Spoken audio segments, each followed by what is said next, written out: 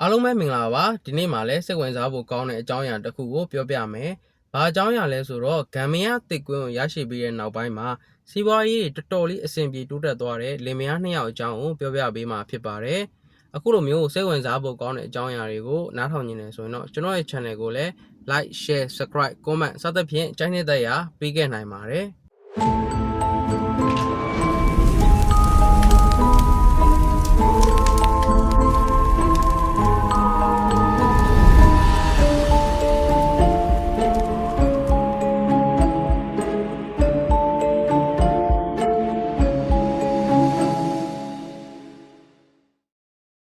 ဒီလင်မယားနှစ်ယောက်ကမြောင်းမြဇာတိပါသူတို့ကရန်ကုန်တက်ပြီးတော့အလုပ်လာလုပ်ကြတာအလုပ်လုပ်တယ်ဆိုပေမဲ့စက်ရုံတို့အလုပ်ရုံတို့မှာလာပြီးတော့အလုပ်လုပ်တဲ့သူတွေမဟုတ်ဘူးဗျာသူတို့အမဖွင့်ထားတဲ့မြောင်းမြမဝင်းငါးဆိုင်မှာမနက်ပိုင်းရောညနေပိုင်းရောညပိုင်းရောဝင်းငါးကူချက်တယ်စပွဲကူထိုးတယ်စသဖြင့်ဒီလိုမျိုးလုပ်တယ်ပြီးတော့ဘယ်လောက်ထိတောင်ဆိုလဲဆိုတော့သူတို့အမနေတဲ့ဒီဆိုင်ငန်းမှာကပ်ပြီးတော့နေရတာပေါ့ဗျာအရန်ကြီးကိုသူတို့ကအဆင်ပြေလာတဲ့ပုံမပေါ်ဘူးဒီနေ့ကျတော့သူတို့ကလည်းပတ်စံတွေကလည်းလူသလောက်မစုမိတော့စိတ်ညစ်တော့မြောင်းမြကိုခဏပြန်တဲ့ပုံစံမှာပဲပြန်တော့ဒီသူတို့မြောင်းမြကိုပြန်တဲ့ခရီးမှာဘုန်းကြီးတစ်ပါးနဲ့သူတို့ကစုံတာဘုန်းကြီးတစ်ပါးနဲ့စုံရင်းနဲ့မှစကားတွေပါပြောပြရင်နဲ့နေမွန်းတဲ့အချိန်ရောက်လာတော့ဘုန်းကြီးကနေစွန်းဖုံးမေးရတော့မယ်ဘုန်းကြီးကိုကြည့်လိုက်တော့လည်းမလှုပ်ဘူးထဝယ်စားတာတွေဘာလည်းမရှိတော့သူတို့ကပဲငါတို့မှလည်းပါသလောက်နဲ့ဘုန်းကြီးကိုပေါ့နော်ဒီနေစွန်းကတ်မယ်ဆိုတော့ဘုန်းကြီးကိုနေစွန်းကတ်လိုက်တာပြောရမယ်ဆိုရင်တော့လုံးဝဝိထုဆန်ဆန်ပဲကလဲကပ်ပြီးတော့ဘုန်းကြီးကသူမစင်းငယ်မှာဒီခရီးကနေသူမစင်းငယ်မှာသူတို့လင်မယားနှစ်ယောက်ကိုအဲ့တစ်ကွင်းလေးတေးလေးတစ်ခုသူတို့ပေးခဲ့တာပေးပြီးတော့ဘုန်းကြီးကဘာပြောလဲဆိုတော့မင်းတို့အနာဂတ်အတွက်တသက်တာဖူလုံသွားပြီတဲ့ဒီဟာကိုလိုသလိုညံရှိသလိုအတုံးချပေါ့လေပြီးတော့ဒီအခုငါပေးရတဲ့တစ်ကွင်းကိုတေးချာဆောင်ရွှေတွေပါတွေရွှေရည်လောင်းငွေရည်လောင်းရွှေစည်းချစသဖြင့်ဒီလိုပြောပြီးတော့ဘုန်းကြီးကသူ့ခီးသူဆက်သွားတာသူတို့ကလည်းဒီဖုန်းကြီးပြောတဲ့ဇာကြီးကိုမယုံတော့ယုံတော့နဲ့ပေါ့လေအိမ်ပြန်ရောက်တော့ဒီတစ်ကွင်းကိုရွှေစည်းတွေတော့ရွှေငွေလောင်းပြီးတော့ထားလိုက်တယ်ပေါ့လေအမှုမှန်မှန်မဲ့အဲ့လိုကနေတဖြည်းဖြည်းနဲ့သူတို့ဘာကိစ္စပဲလုပ်လိုက်အဆင်နေပြေလာတာပြီးတော့ကန်တွေကလည်းတအားကောင်းလာတာဗျာတိလားတစ်ကွင်းရပြီးတဲ့နောက်ပိုင်းမှာလည်းလက်လာပါတွေကလည်းတအားကိုပွင့်လာတာပြီးတော့သူတို့ကဘာလုပ်လဲဆိုတော့အဲ့ဒီအချိန်တုန်းကကျွန်တော်တို့မြန်မာမှာ2D 3D ကတအားခက်စားတယ်ထိုင်းမှာခေတ်စားသလိုမျိုးပဲသူတို့အဲ့နဲ့သူတို့လင်မယားနှစ်ယောက်တိုင်ပင်ပြီးတော့ငါတို့ဒီဒိုင်ခွဲလေးကန်ကောင်းမလားပေါ့ဆိုပြီးတော့တခြားဥမကွာအိမ်မကွာနဲ့လုပ်လို့ရမယ်ပေါ့လေတခြားဟာလည်းသူတို့မလုပ်တတ်ဘူးထင်ပါတယ်မလုပ်တော့တရားလိုပဲလုပ်ကြတော့ပေါ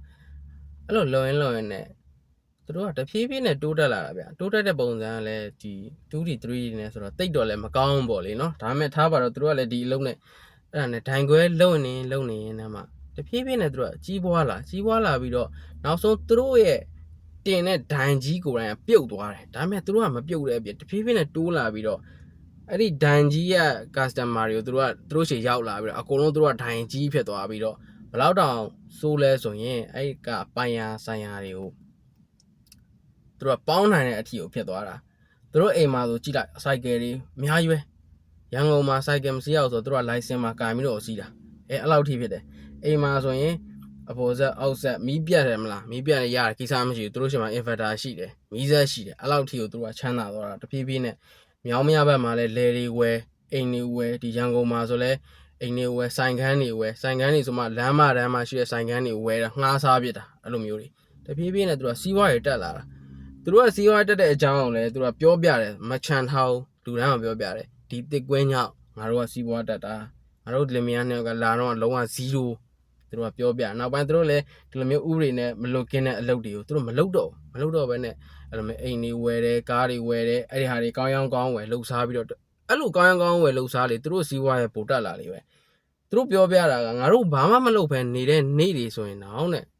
တယောက်ကလာပြီးတော့သူတို့ကြော့ကျင်မလားတို့ဘာတို့ညာတို့နဲ့ဆိုပတ်စံနေအလိုနေကိုဝင်လာတာထီထိုးမလားထီပေါက်တယ်ထီကိုပေါက်တာအဲ့ဒါနဲ့ဘယ်လောက်ထိတောင်ဟိုဟာဖြစ်လဲဆိုတော့အဲ့ဒီအချိန်တုန်းကအင်တာနက်တွေဒီဖုန်းလမ်းတွေဆိုတာတိတ်မရှိသေးဘူးဆိုတော့ဘာတွေခေတ်စားလဲဆိုတော့ကျွန်တော်တို့စာအုပ်တွေခေတ်စားတယ်ဂမ်ဘီယာစာအုပ်တွေစာအုပ်စာပေတွေခေတ်စားတော့အဲ့ဒီဂမ်ဘီယာစာပေတွေဖြစ်တဲ့တူရစ်စာမဂဇင်းတို့နောက်လှုပ်ဝက်ဆန်းကျင်မဂဇင်းတို့ကစာရေးဆရာတွေသူတို့အိမ်တွေပါလာပြီးတော့သူတို့ဓာတ်ပုံရိုက်တယ်သူတို့မေးတယ်ပေါ့လေမေးတော့ အဲ့ဒါကိုဒီလူကလည်းသူကြုံခဲ့ရသမျှသူတို့လင်မယားနှစ်ယောက်ဟိုးဘဝအစနဲ့အခုအချိန်ကြီးကိုပြောပြတာအဲ့မှာစာရေးဆရာတွေကရေးတော့တော်တော်လေးကိုနာမည်ကြီးသွားအကျယ်တဝင်းနဲ့ကိုရေးရတာသူတို့နှစ်ယောက်ရဲ့အကြောင်းကိုလေပြီးတော့ဒီတစ်ကွင်းရုံလည်းဓာတ်ပုံတွေပါတယ်ရိုက်ပေါ့လေအဲ့နောက်ပိုင်းတဖြည်းဖြည်းနဲ့လူတွေကတချို့တထေးတွေကသူတို့ရှေ့ကိုရောက်လာပြီးဒီတစ်ကွင်းကိုလာဝယ်တာဘလောက်ပေးပါမယ်လာဝယ်သူတို့ကလည်းမရောင်းဘယ်ရောက်မှလဲဒီတစ်ကွင်းကြောင့်သူတို့ကစီးပွားရေးတက်လာလीနော်ပတ်စံလည်းအဲ့ချိန်မှာသူတို့မှမလူတော့တလောက်ကိုဖြစ်လာတာအရင်တော့ကတပြားမှမရှိတဲ့လင်မယားနှစ်ယောက်ကအခုဆိုရင်ချမ်းသာလိုက်တာမှပြောမနေနဲ့ဒီလိုမျိုးဂမ်မီယာတစ်ကွင်းတွေဂမ်မီယာပစ္စည်းတွေဆိုတာလေသုံးတဲ့လူစောင်းတဲ့လူတွေရဲ့အပေါ်မှာလည်းကန်ဆာတာအကျိုးပေးတွေကလည်းကွာသေးတယ်တချို့ကကြတော့ဂမ်မီယာပစ္စည်းတွေရတယ်ဒါပေမဲ့လုံးဝအကျိုးမပေးဘူးတချို့ကကြတော့ရလိုက်ပြီဆိုတာနဲ့သူတို့ဘဝကပြီးသွားပြီလုံးဝထောင်တက်သွားတာ